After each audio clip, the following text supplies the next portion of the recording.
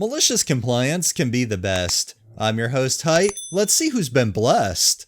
Our first one is from My Reddit Saga. This happened a long time ago, about 13 to 15 years ago. I had just started a job at a government agency where I was responsible for a big fleet of cars.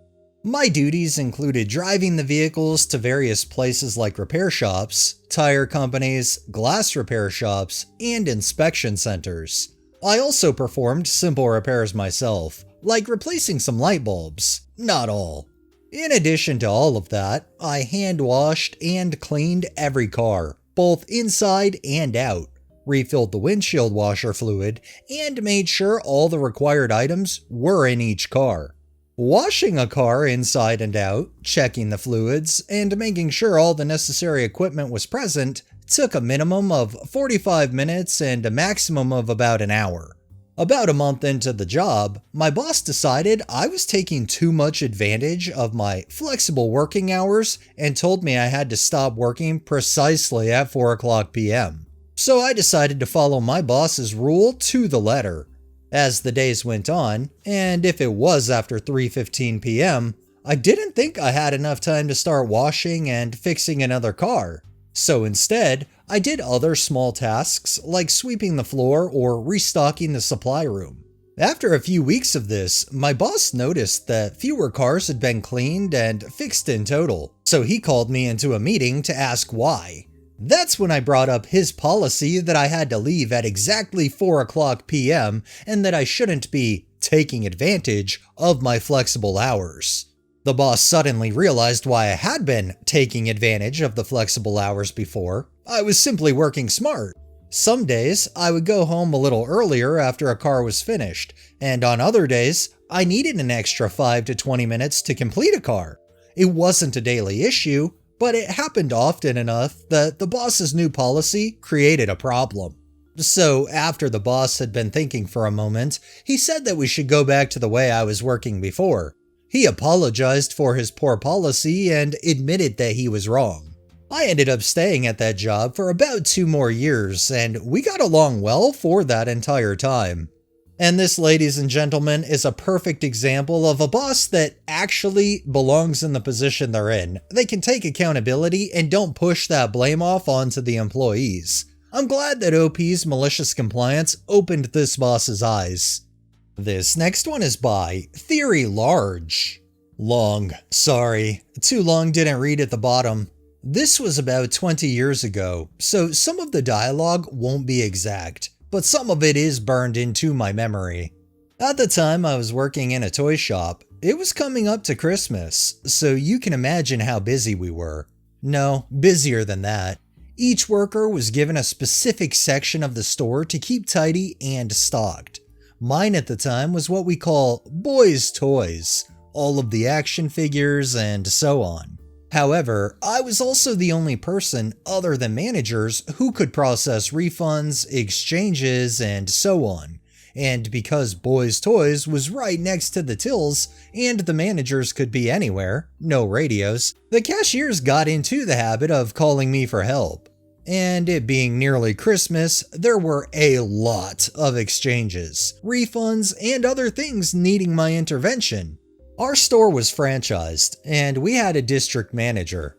D, because he was also kind of a D, and also his name starts with D, who had never worked the floor a day in his life. He had some kind of business degree. He visited a few weeks before Christmas, came into the boys' toys an hour or so before closing, and got mad because it was messy and there were some gaps in the shelves. He refused to listen to my attempted explanations and stormed off. Next morning, he was right there at opening time. When we had our pre-start meeting, where sections were assigned, he interrupted our manager to say, "I'm putting myself with OP today. She clearly doesn't know how to handle the section, so I'm going to show her what's what." There was an awkward silence for a moment before manager went on with assignments. I kept perfectly silent. D trailed me to boys' toys and looked around. "Well, what's first? Or don't you have a plan?" "Well, first, I usually—" "Oh, sorry, that's the tills calling for help. I'll be back in a minute." Dealt with the tills, returned, got halfway through explaining the first job and was called away again. By the time I got back, it was 15 minutes into shift and he hadn't done any work yet. I have to give it to him. He stuck with it all day. I finally managed to show him what we were doing, and he schlepped up to the stockroom and down to the shelves half a dozen times, tidied the same set of shelves because kids love throwing things all over the floor, watched as I was called away an average of 5 times an hour. I didn't usually keep track, but you bet your ass I did that day. He took his lunch when I did, 10 minutes late because of a refund. He didn't apologize, of course. I was too lowly for that. But the next morning, at the opening meeting, my manager announced that from now on, Boys Toys would have 2 staff as a matter of course, and that the managers would make an effort to be more available to the tills.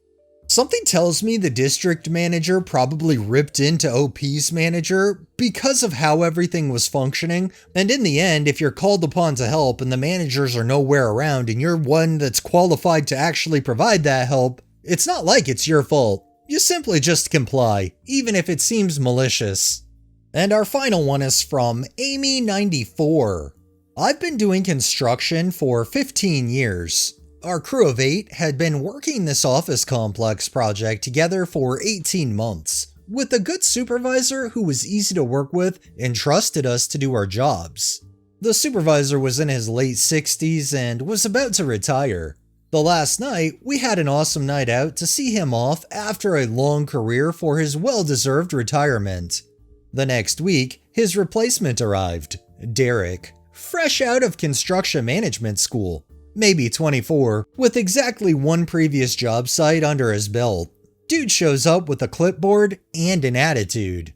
After a week of observing us, which seemed to involve texting back and forth with his girlfriend while commenting on our work, Derek calls a meeting and announces a new rule.